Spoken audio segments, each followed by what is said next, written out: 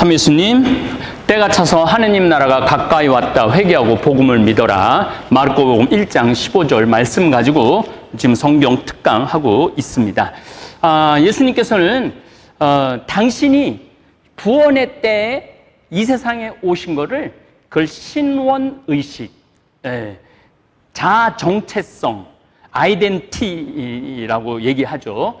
내가 누군지를 너무너무 정확하게 알고 계셨던 거죠. 그리고 당신이 이 세상에 오셔서 해내야만 하는 사명이 있었어요.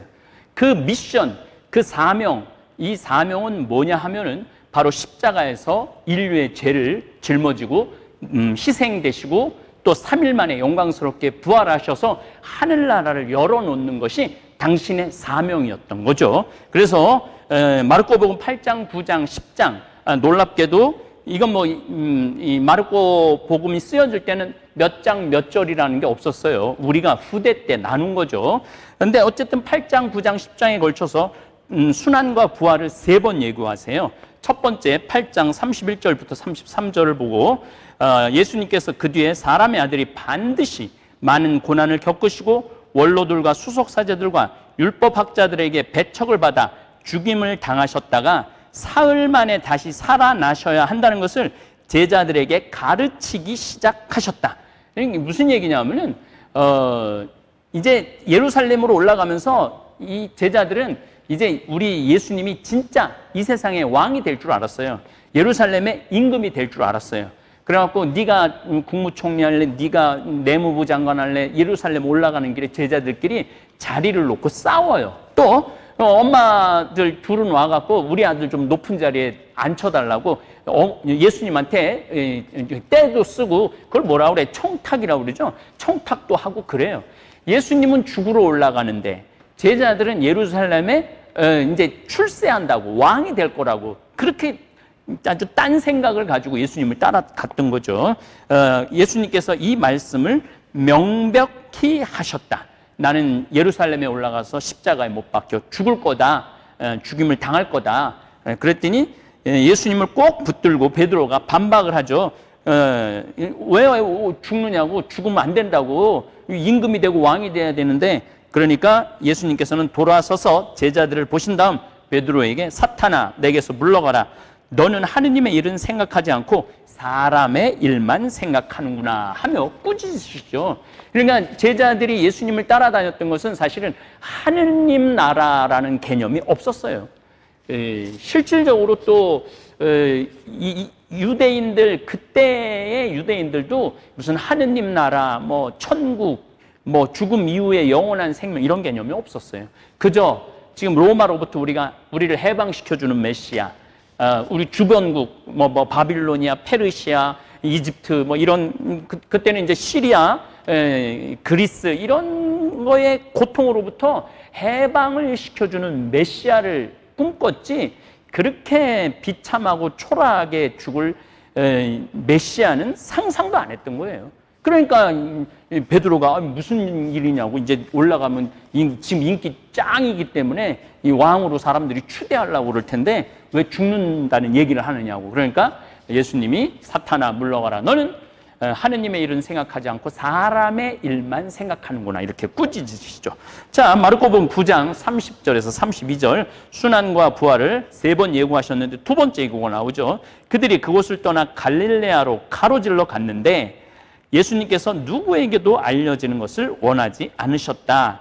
그분께서 사람의 아들은 사람들의 손에 넘겨져 그들 손에 죽을 것이다. 그러나 그는 죽임을 당하였다가 사흘 만에 다시 살아날 것이다 하시면서 제자들을 가르치고 계셨기 때문이다. 그러나 제자들은 그 말씀을 알아듣지 못하였을 뿐만 아니라 그분께 묻는 것도 두려워하였다.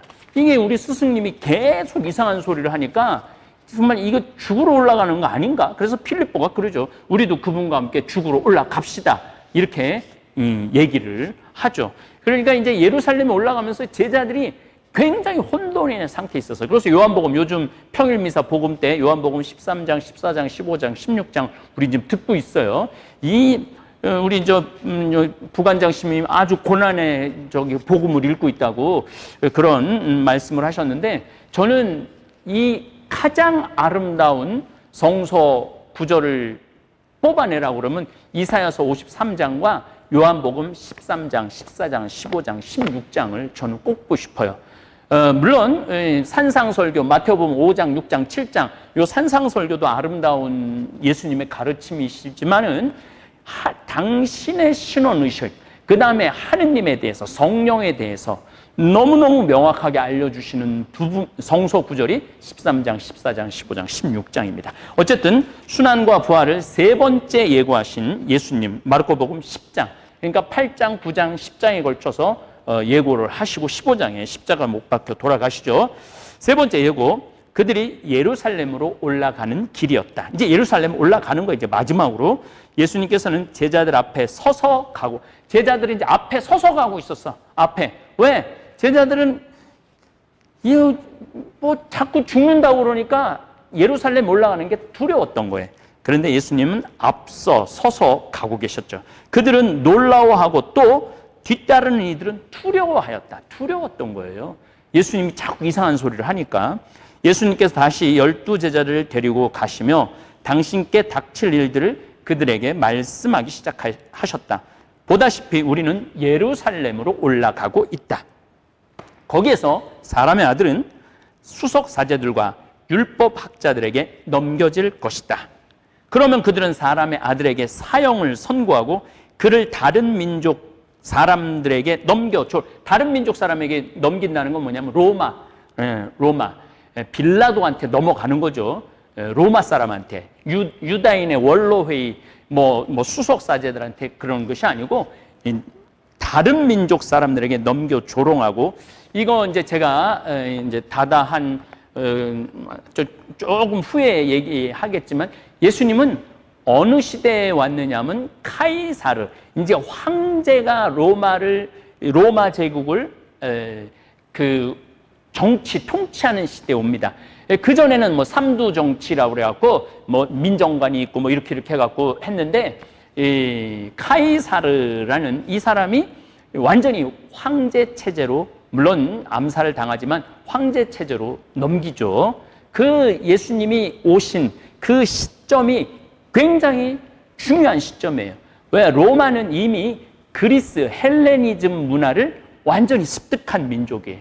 헬레니즘 문화를 습득했다는 얘기는 소크라테스, 아리스토텔레스, 플라톤 이런 기본적인 철학이 이미 로마 안에 들어와 있었던 거죠.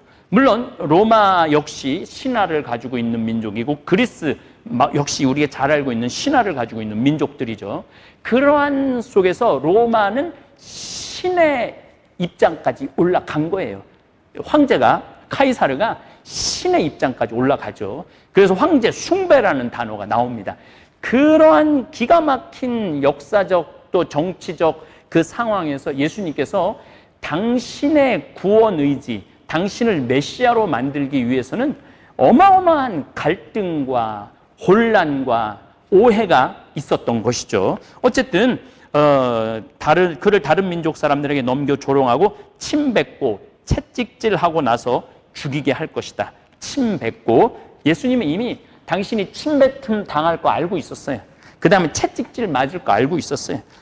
그리고 십자가에 비참하게 죽을 것도 알고 계셨어요. 그러나 사람의 아들은 사흘 만에 다시 살아날 것이다.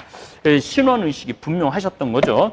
마르코복음 15장, 이제 20장, 27절 보도록 하겠습니다. 이렇게 8장, 9장, 10장에 걸쳐서 당신의 순환을 세 차례 예고하시죠. 그리고 이제 마르코복음 15장에 가면은 예수님을 조롱하고 나서, 그러니까 예수님이 미리 하신 얘기, 500년 전 이사야서 주님의 종 노래 이야기, 그리고 예수님이 겪은 거, 이게 통째로 이어져 있는 거예요. 통째로. 그래서 제가 여러분들한테 하느님은 질서의 하느님이라고 분명히 말씀드렸어요. 질서의 하느님. 하느님은 하늘에서 뚝 떨어져 갖고 기적을 확 일으켜 갖고 인류를 변화시키지 않으셨어요. 인류 역사 안에, 구원의 역사 안에 아브라함을 부르시고 야곱을 부르시고 이삭을 부르시고 그 다음에 모세를 부르시고 엘리야를 부르시고, 그리고 바로 이사야 예언서를 통해서 당신의 구원 의지를 서서히 드러내신 거죠. 서서히 계시하신 거죠. 그래서 완전한 계시는 누가 되느냐 하면 바로 예수 그리스도가 되는 거죠. 예수님을 조롱하고 나서 자주색 옷을 벗기고 그분의 겉옷을 입혔다. 그리고 예수님을 십자가에 못 박으러 끌고 나갔다. 그들은 지나가는 어떤 사람에게, 이게 시몬이죠, 어떤 사람에게 강제로 예수님의 십자가를 지게 하였다. 그는 키레네 사람 시몬으로서 알렉산드로스와 루포스의 아버지였는데 시골에서 올라오는 길이었다. 그들은 예수님을 골고타라는 곳으로 데리고 갔다. 이는 번역하면 해골터라는 뜻이다. 그들이 모략을 탄 포도주를 예수님께 건넸지만 그분께서는 받지 않으셨다. 자, 이제 잠깐 한번 주님의 종 넷째 노래를 처음부터 다시 한번 읽으면은, 처음부터 다시 읽으면은 여러분들 그것도 확실히 이제 넷째 노래의 의미를 이해하실 거예요. 52장 13절부터 다시 읽겠습니다. 보라, 나의 종은 성공을 거두리라. 그는 높이 올라 숭고해지고 더없이 존귀해지리라. 그의 모습이 사람 같지 않게 망가지고 그의 자태가 인간 같지 않게 망가져 많은 이들이 그를 보고 즐겁하였다. 그러나 이제 그는 수많은 민족들을 놀라게 하고 임금들도 그 앞에서 입을 다물리니 이제까지 알려지지 않은 것을 그들이 보고 들어보지 못한 것을 깨닫기 때문이다. 우리가 들은 것을 누가 믿었던가? 주님의 권능이 누구에게 드러났던가? 그는 주님 앞에서 가까스로 돋아난 새순처럼 메마른 땅의 뿌리처럼 자라났다. 그에게는 우리가 우러러 볼 만한 풍채도 위엄도 없었으며 우리가 바랄 만한 모습도 없었다. 사람들에게 멸시받고 배척당한 그는 고통의 사람, 병고에 익숙한 이였다. 남들이 그를 보고 얼굴을 가릴 만큼 그는 멸시만 받았으며 우리도 그를 대수롭지 않게 여겼다. 자, 여러분들 이제 어떻게 좀 예수님의 모습하고 이사야 예언서에 묘사한, 그려놓은, 아니면 예언한 메시아하고 어떻게 십자가 예수님하고 어떻게 매치가 좀 됩니까? 이거 500년 전에 쓰여진 거고, 예수님은 이사야 예언서의 말씀이 나에게서 이루어지려고 내가 이렇게 말한다라고 말씀하시는 거죠. 자, 그 다음에 이제 53장 6절에서부터 7절. 그렇지만 그는 우리의 병고를 메고 갔으며 우리의 고통을 짊어졌다. 그런데 우리는 그를 벌받은 자, 하느님께 매맞은 자, 천대받은 자로 여겼다. 그러나 그가 찔린 것은 우리의 악행 때문이고 그가 으스러진 것은 우리의 죄악 때문이다. 우리의 평화를 위하여 그가 징벌을 받았고 그의 상처로 우리는 나았다. 자, 그의 상처로 우리는 나은 거예요. 예수님의 십자가의 희생 상처로 우리는 치유된 거죠. 그래서 우리가 예수님의 십자가를 정말로 공경하고 감사하고 십자가의 희생을 끝도 없이 기억하고 기념해야 되는 거예요. 그래서 우리는 매 미사 때마다 십자가에 매달리신 예수님을 기억하고 기념하는 그런 제사를 드리는 거죠. 그래서 미사가 중요한 겁니다. 여러분들, 미사, 주일 미사뿐만 아니라 평일에도 시간 되는 한 미사 참배를 자주 다니는 것처럼 은혜롭고 내 신앙을 굳게 해주는 것은 없는 것입니다. 자, 이제 6절, 7절 우리가 묵상해 보겠습니다. 우리는 모두 양떼처럼 길을 잃고 저마다 제 길을 따라갔지만 주님께서는 우리 모두의 죄악이 그에게 떨어지게 하셨다. 그러니까 우리는 막 길을 잃고 막 헤매고 막 죄로 속에서 있는데 그런 모든 죄가 그에게 떨어지게 하셨다. 학대받고 천대받았지만 그는 자기 입을 열지 않았다. 도살장에 끌려간 어린 양처럼 털 깎는 사람 앞에 잠자코 서 있는 어미 양처럼 그는 자기 입을 열지 않았다. 자, 요거 이제 요 장면이 어디서 나오느냐 하면은 빌라도하고의 일에서 나오죠. 마르코복음 15장 1절부터 5절. 아침이 되자 수석 사제들은 곧바로 원로들과 율법학자들 곧 온 최고 의회와 의논한 끝에 예수님을 결박하여 끌고 가서 빌라도에게 넘겼다. 유대인들은 사형을 집행할 권한이 없었어요. 왜냐하면 식민지였으니까 사형을 집행할 권한이 없었고 로마 총독 빌라도만 사형을 집행할 권한이 있었죠. 빌라도가 예수님께 당신이 유다인들의 임금이요 하고 묻자 그분께서 내가 그렇게 말하고 있다 하고 대답하셨다. 그러자 수석 사제들이 여러 가지로 예수님을 고소하였다. 빌라도가 다시 예수님께 당신은 아무 대답도 하지 않소 보시오. 아무 대답도 안 하는 거예요. 입을 다물었다고 그랬잖아요. 도살장에 끌려간 어린 양처럼 입을 다물었다고 그래요. 양들이 자기 죽는 거 그를 다른 소는 울기도 하고 뭐 개들도 자기 죽을 때 되면 막 울고 그런다고 그러죠. 눈물도 흘리고 그런다는데 양은 특징이 도살장에 끌려갈 때까지 안 울어요. 죽음을 감지하지 못하는 게 양의 특성입니다. 어쨌든 저들이 당신을 갖가지로 고소하고 있지 않소 하고 물었으나 예수님께서는 더 이상 아무 대답도 하지 않으셨다. 그래서 빌라도는 이상하게 여겼다. 그러니까 6장 6절 7절 우리는 모두 양떼처럼 길을 잃고 저마다 제 길을 따라갔지만 주님께서는 우리 모두의 죄악이 그에게 떨어지게 하셨다. 학대받고 천대받았지만 그는 자기 입을 열지 않았다.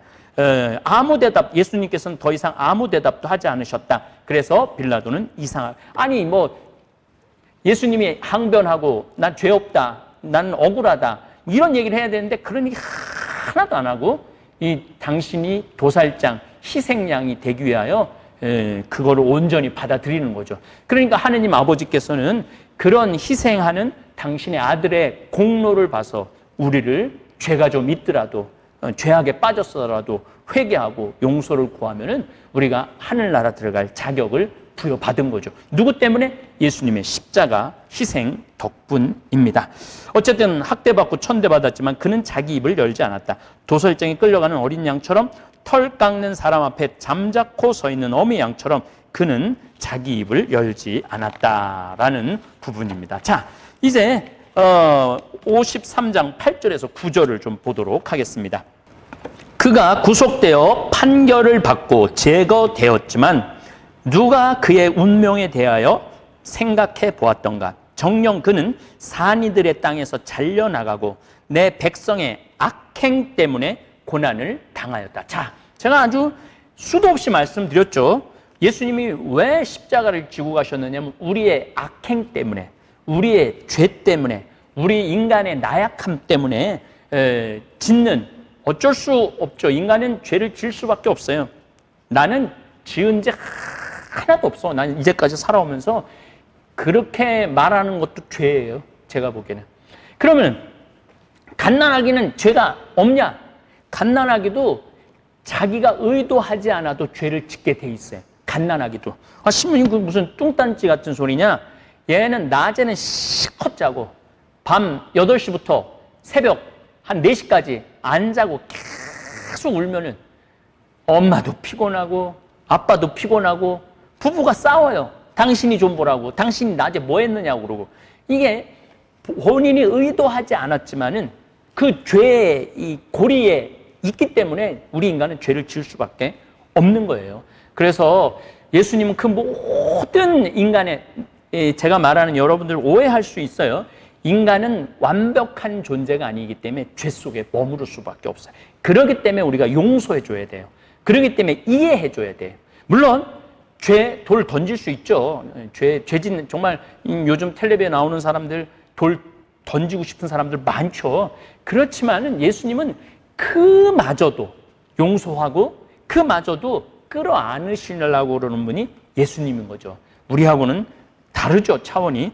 폭행을 저지르지도 않고 거짓을 입에 담지도 않았지만 그는 악인들과 함께 묻히고 그는 죽어서 부자들과 함께 묻혔다. 그러니까 악인들과 이 십자가의 3명, 왼편 강도, 오른편 강도, 예수님, 그 십자가에 같이 악인들과 함께 죽고 또 부자들과 묻혔다고 그러는데 이것도 하여튼 뭐 완벽한 연결이죠. 마르코복음 15장 42절에서 47절 이미 저녁 때가 되어 있었다. 그날은 준비일 곧 안식일 전날이었으므로, 그러니까 금요일 날 예수님이 십자가에 못 박혀 돌아가신 거죠. 안식일은 토요일이고 아리마테아 출신 요셉이 빌라도에게 당당히 들어가, 이 사람은 왜냐하면은 의원이니까 당당히 들어가 예수님의 시신을 내달라고 청하였다. 그는 명망 있는 의회 의원으로서 하느님의 나라를 열심히 기다리던 사람이었다. 그러니까 그 지도자들 중에 예수님을 믿었던 사람들이 있었던 거죠. 빌라도는 예수님께서 벌써 돌아가셨을까 의아하게 생각하여 백인 대장을 불러 예수님께서 돌아가신 지 오래되었느냐고 물었다. 자, 왜 십자가에 못 박혀 돌아가신 걸 의아하게 여겼느냐 하면은 십자가에 그 못 박히면은 되게 숨을 못 쉬어서 죽죠. 근데 예수님은 너무나 많은 매를 맞으셨죠. 피를 너무나 많이 흘렸죠. 그래갖고 보통 십자가에 있는 사람이 해가 질 때까지 안 죽으면 어떻게 하냐면 무릎을 망치로 쳐갖고 무릎을 꺾어뜨려요. 무릎이 꺾어지면은 몸이 축 늘어줍니다. 무릎이 안 꺾어지면은 이 십자가의 발에, 예수님은 십자가 못 바꿨지만 다른 사람 십자가에 묶어두는 거거든요. 그러면 다리를 밀면서 이 횡격막을 열어요. 그러니까 빨리 이제 집에 가야 되는데 죄인은 안 죽고, 그럼 어떻게 하냐, 무릎을 망치로 쳐요. 그 무릎이 다 무너지면은 더 이상 밀어 올릴 수가 없으니까 금방 숨이 끊어져서 죽죠. 근데 예수님은 십자가에 못 박혀갖고 너무 지쳐갖고 엘리 엘리 네마 사박타면 하느님 어찌하여 나를 버리셨나니까, 이게 오해하는, 요거는 뭐 내가 여기 선상에 있지 않기 때문에 이거는 시편 22편을 노래한 거예요. 이게 무슨 얘기냐면 하느님은 나를 결국 구원하실 거다. 이 유대인들은 첫 구절만 얘기하면은 그 시편 전체를 다 이해하거든요. 어쨌든 그리고 숨을 거두셨어요. 그래서 예수님을 무릎을 쳐서 꺾으려고 봤더니 이미 숨을 거뒀어. 그래서 어떻게 창을 옆구리로 찌르죠. 완전히 숨을 끊기 위해서. 그래서 이제 백인 대장이 확실히 돌아가셨다. 제가 어제 강의 때 말씀드렸죠. 백인 대장이 이분이야말로 참 하느님의 아드님이시구나라고 고백한 백인 대장이 알아보고 나서 요셉에게 시신을 내주었다. 요셉은 아마포를 사가지고 와서, 아마포 아주 부드러운 천을 사가지고 와서 그분의 시신을 내려 아마포로 싼 다음 바위를 깎아 만든 무덤에 모시고 무덤 입구에 돌을 굴려 막아 놓았다. 이제 보통 사람들은 이렇게 귀하게 하지 않죠. 근데 부자들은 자기 돌에, 지금도 예루살렘에 가면 그 동굴을 깎아갖고 그 시신을 모시는 그런 곳들이 꽤 많이 있어요. 지금 예수님 순환 부활 성당, 순환하시고 거기에서 부활하셨으니까 순환 부활 성당이라고 그래요. 거기에 옆에 보면 동굴 같은 게 있어요.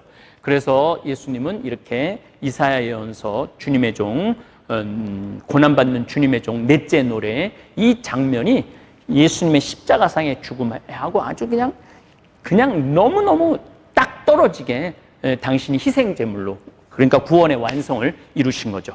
다음 시간에 또 넷째 노래 조금 더 공부하도록 하겠습니다. 감사합니다. 동글동글 콩으로 만든 청국장, 동글동글 콩으로 만든 청국장, 찌개로도 먹고요. 가루는 생수에도 타서 먹어요. 우리 모두 건강을 챙겨봐요. 생태맘 청